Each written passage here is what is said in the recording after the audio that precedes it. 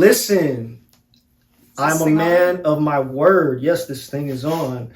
I promised you that I was going to bring the writer in for Adapt. You want to introduce yourself? Yeah, I'm Selen. I don't think I can introduce myself without getting into the first question, but we met during a film industry event in San San Francisco, Francisco Bay Area. and Yep. I was a writer. I was more writing about scripts than writing them at that time, but we just sent over what his vision for the adapt thing about a paragraph or two, and I just seemed like something that I would love to do. And next thing you know, we're here. That's right. Like what made you actually go to that event? Because I know for me, like I had this idea in my head, and like I needed the starting point for me was like trying to find a writer to collaborate with. So like my kind of intention was like super clear. What about you? Like I what was made you? I was well aware how undirected I was at that point career-wise, and I was kind of like I was in a completely different spot, and I was moving away from whatever the fuck I was wanting. Yeah, can I say that word? Oh yeah, you can. Okay, I'm gonna test that for a little bit. Demonetize the video in the first 10 that's seconds of the freaking. we can't sell out, man. Anyway, I was doing like a career change from wanting to pursue academia or whatever, and I was getting really into being a writer. And most of what I was doing then was freelancing film writing, and I wanted to get more to the heart of the source, think about actually writing what I was writing about, and ended up at that event and was just shell-shocked by, like being in LA, I'm sure the Bay is kind of looked upon as the provinces so far as like the film industry goes, but I was shocked by how tight-knit or determined everyone there was, at least from what I could see. Yeah. I think the Bay is like super what do you call it? It's a very small community. Yeah. And you're right. Like I think they kind of like the LA thing. They kind of probably look at the Bay Area like they're not super serious about it. But I've always found, just as a musician and as an actor, like I kind of find that people in the Bay Area are super serious about their art. They may not be as what's the word? Like in LA, it's very like everyone's very super business oriented, Grind. like super on grind mode, Yeah. super hustle mode, right? So it may not be like on that level for some people, like compared to like LA, New York, but artistically, creatively, like Sure. always at like top of the game. That's what I find. Yeah. Blur your lines too, in a good way, between like, I don't know, grassroots working together, activism and fine art, and just all the different mediums you're working with. Everyone's a Swiss Army knife. Yeah. So, like, how did you even get into writing? Like, what even made you even want to like be a writer? I don't know. It's a very specific thing. Like, I guess so. I don't ever remember not wanting to be one, and every time I tried to do something else, I fell back into it. That's really it. Maybe that's a cop-out answer, but I mean, I love it so much. I'd be really, it's a good profession for a workaholic, I'll say that. I'd be very sad if I spent even 2 days not writing or thinking about writing. I mean, that's the perfect answer, because if someone asked me, well, how did you become a musician, or like, what made you want to be an actor? It'd be the same thing. It's just sort of like a calling, or like something that. I was reading this thing called Mastery. It's a book by Robert Greene, the dude who wrote 48 Laws of Power. Oh yeah. And he was talking about how like when we're super young, before we're even really like conscious about like, oh, I want to do this thing, or I'm good at this thing, like people tend to like gravitate towards something like super early on, and then as you get older, people might like talk you out of it, or think more realistically. Yeah, exactly. Or you might like just wind up doing different things. But that first thing that you initially gravitate towards when you're like super young, the book says like that's the thing that will be the easiest thing for you to master, because that's the thing you're like innately drawn to. Absolutely. You know what I mean? It's part of, deliberately, you have to find the right ways to not grow up, I guess. Yeah. Exactly. That's a perfect way of saying it. Thank you. That's a perfect way of saying it. Yeah. Okay, so when I met you at that event or whatever, where were you in your writing? Like, what were you working on, or like what, you know what I mean? Like, Yeah. We were talking about this earlier. I'm terrible at documenting myself. But I remember I was writing a lot about horror then, like horror movies. Some like 70s ecological horror, but also some newer stuff. It's been a great year for horror. With John Carpenter's shit is coming out. I think I was writing about Pearl, the movie with Mia Goth. Anyway, a lot of horror, and a lot of these newer movies were also reckoning with the old, God, what the fuck is his name? The body horror dude, Crimes of the Future, Cronenberg.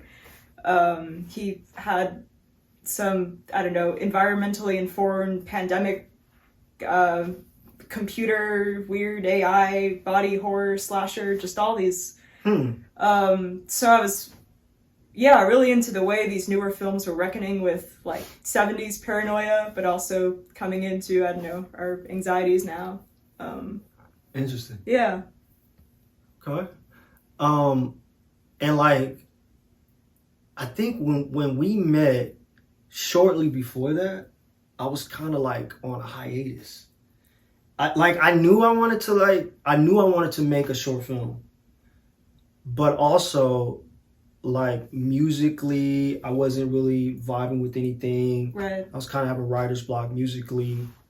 Acting wise, I was kind of on a break because I was just like, there's nothing really. I think I just got done doing that thing, Super Pumped with Joseph Gordon-Levitt.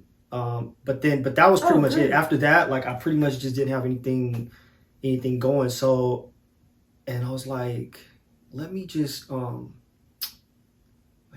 really just give this a shot and see if I can meet someone that I can collab with. You know what I mean?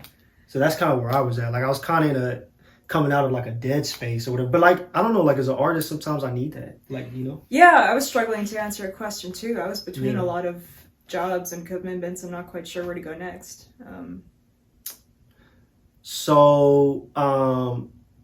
And I mentioned to you when I first approached you that I had been reading this book called Snakes in Suits. And it was there's this dude named Robert Hare, and he's considered like the expert in psychopathy. And he actually, like, if you get diagnosed as a psychopath or I think they call it antisocial personality disorder, but let's just say if you get diagnosed as a psychopath, he's the guy who wrote the checklist that they use to diagnose people.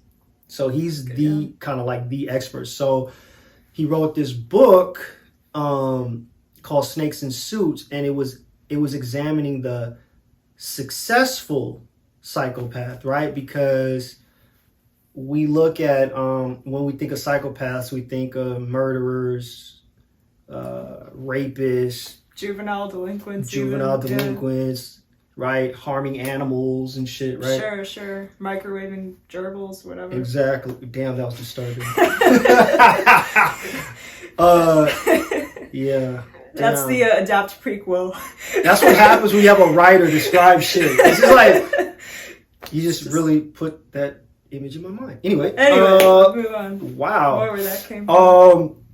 Yeah, so that's what we think about, you know, when it comes to psychopaths. So he's examining the successful psychopath. That's what they call them, which is the majority of psychopaths in society that operate, who are not, they may be criminal, but they're not in prison. They, a lot of them function in everyday society. You don't know that they're psychopaths. They wear this mask, right?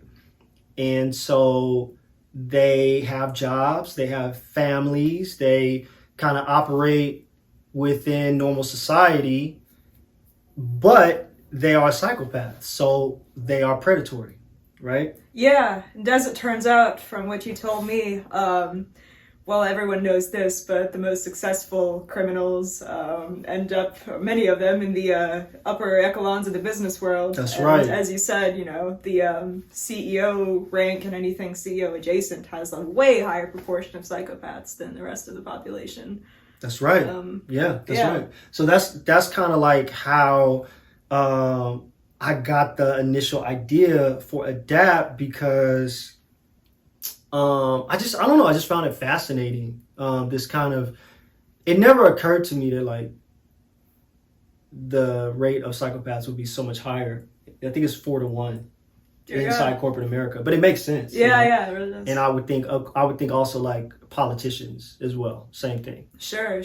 People who like power, you know.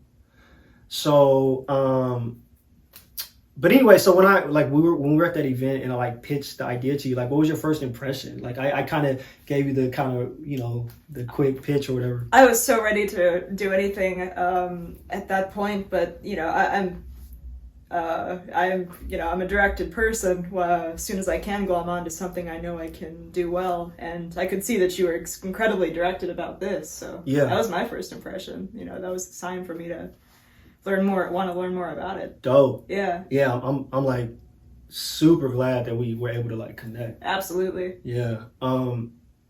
So I kind of like pitched you the thing, and then which was basically, well, I don't know, you want to talk about the kind of overall plot, or like what Adapt is really about in your way of thinking?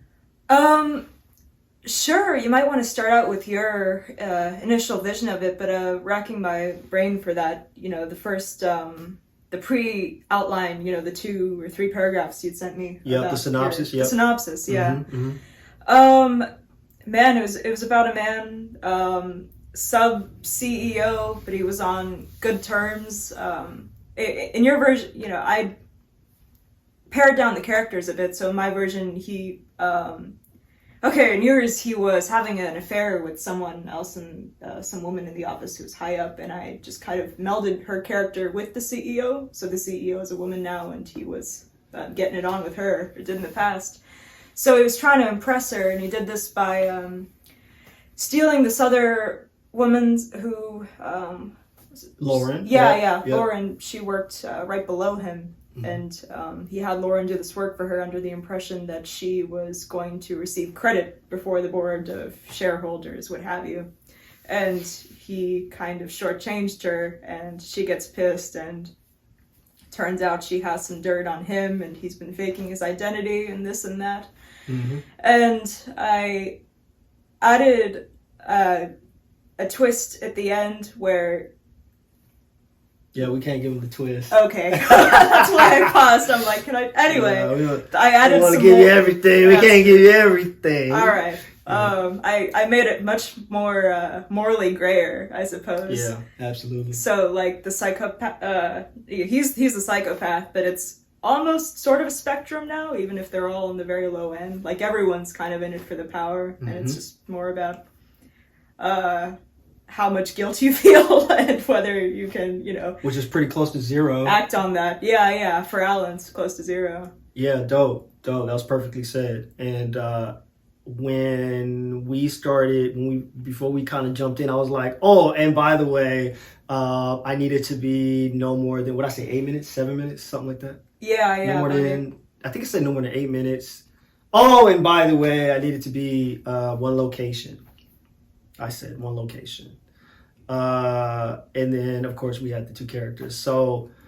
because I had initially had the idea, and I'm glad we dropped it, because I think it's much richer focusing on one location, where we'd had a scene where he's, like, in the courtroom, and he's arguing his case. And that's right. I forgot about that. Yeah, you did have that scene there. But, yeah. I think it's better that we spent more time on the relationships between the people trying to navigate these stupid office dynamics. Yeah, you know? No, I agree, because I was telling my buddies, I was like, it was interesting, because when I explained the kind of plot, they're like, oh, okay. They're like, okay, I think I got it. But then the electricity of the short is the dynamic between the 2 characters. And it's kind of, there's a lot of like subtext going on and stuff like that. So like, it's not just about the plot. It's about the relationship, like you said. Right. Yeah. Definitely.